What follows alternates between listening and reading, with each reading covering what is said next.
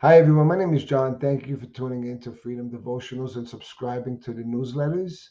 I pray and hope you get some value out of them. Today, I want to talk about getting freedom from fear and anxiety.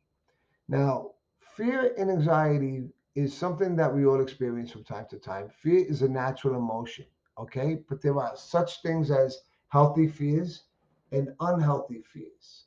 A healthy fear will always coincide with wisdom, okay? For instance, Proverbs 9:10 tells us, "The fear of the Lord is the beginning of wisdom." Fear with wisdom is a good thing because it gives us checks and balances. It keeps us from running ahead of God. It keeps us humble. It prevents us from doing something wild and crazy or that might cause us harm. For instance, if I'm driving my car and I see a red light and I stop at the red light because I'm afraid I might have a car accident or I might get a traffic ticket, that's a healthy fear. George Foreman, the two-time heavyweight champion of the world, said, "When it came to fear in boxing, I had a lot of fear. Fear was good, but for the first time in my fight with Muhammad Ali, I didn't have any fear. I thought, this is easy. This is what I've been waiting for. No fear at all. No nervousness." And I lost. Okay? Fear will keep us from getting cocky and overconfident and proud, and it'll keep us in a good position if we use it wisely. But if we let our emotions get the best of us, we're destined to respond in an ungodly way. Now, this is the wrong way to deal with fear, and it's an unhealthy way to deal with fear. Getting caught up in our emotions will cause us to overreact to situations, and it will lead us to stress and anxiety. I've heard people use an acronym for fear. They would say false evidence appearing real. Sometimes we make things bigger than what they really are. We overreact and our imaginations get the best of us, and we realize that what we were afraid of really wasn't as big a deal as we thought it was.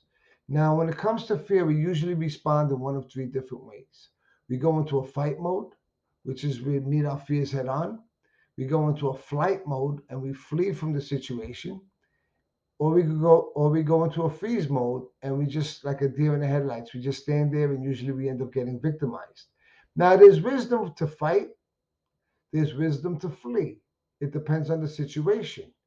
But we need to realize if we're going to respond to these areas in our weaknesses, be aware that fear is the only weapon that the devil can use really against you to cause you to fall out of God's will. When we choose to fight and meet our fears head on, we beat the devil at his own game. Okay? Now, the Apostle Peter experienced fear the night that Jesus was arrested. He was told by Jesus that the devil was going to sift him like wheat, and the devil used fear to do it. That night, the devil got Peter so stressed out and so fearful. His blood pressure must have been through the roof that night that he denied Jesus three times through that whole ordeal that Jesus told him before the rooster would crow twice. And it was out of fear and anxiety that it all happened. In the Gospel of Matthew, we're told the story where Jesus is walking on the water and the apostles see him, and there's a storm going on, and there's thunder and lightning, and the waves are raging, and they see Jesus walking on the water. And the apostle Peter yells out to him, "Lord, if that's you, let me come to you." And Jesus raised him on and says, "Come." Now, Peter did a very bold thing. He got out of the boat, okay? He wasn't a wimp, okay? I mean, but he was a human being, and sometimes his fears got the best of him. But he took about three steps, I believe, on the water, when all of a sudden he took his eyes off Jesus and he looked at the storm, he looked at the water, he looked at the thunder and the lightning and the waves. And as soon as he did that, he began to sink, okay?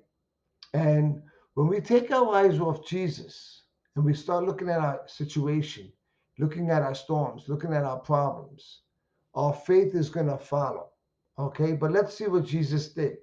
In Matthew 14:31, it says, immediately Jesus reached out his hand and caught him. "You of little faith," he said, "why did you doubt?"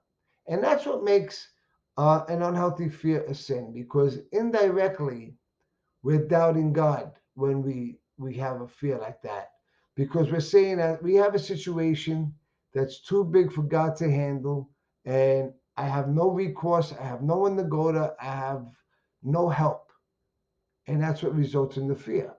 Okay? Now, in Peter's first letter to the church, he talks about trusting God and dealing with anxiety. From the night that Jesus was arrested, he would know about this firsthand. And he writes in First Peter 2, chapter 2, verses 5 and 6, you also, like living stones, are being built into a spiritual house to be a holy priesthood, offering spiritual sacrifices acceptable to God through Jesus Christ.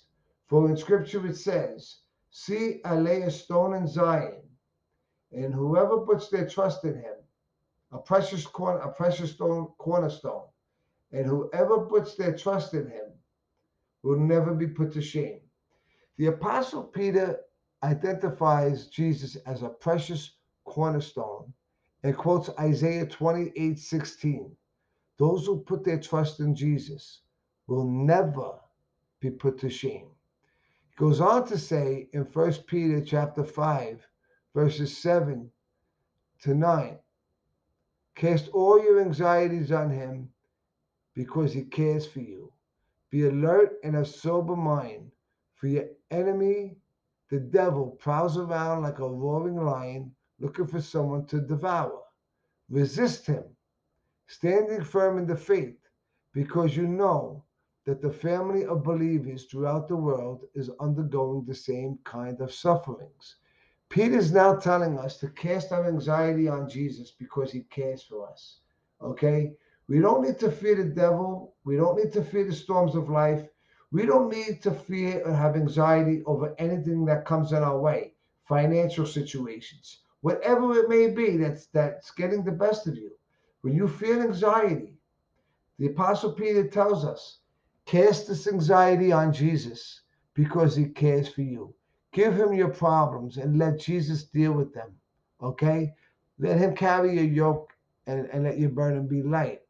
I close this devotional with the words of what David said when he experienced fear in his life. In Psalm 121, verses 1 and 2, he wrote, I lift my eyes to the hills. From where does my help come? My help comes from the Lord, who made the heavens and the earth, the maker of heaven and earth. I hope you got some value out of this devotional if you experience fear, and you will just cast your anxieties on Jesus because he cares for you. Remember, God saw your situation coming before you did, and he has a plan for it. Thank you for tuning in.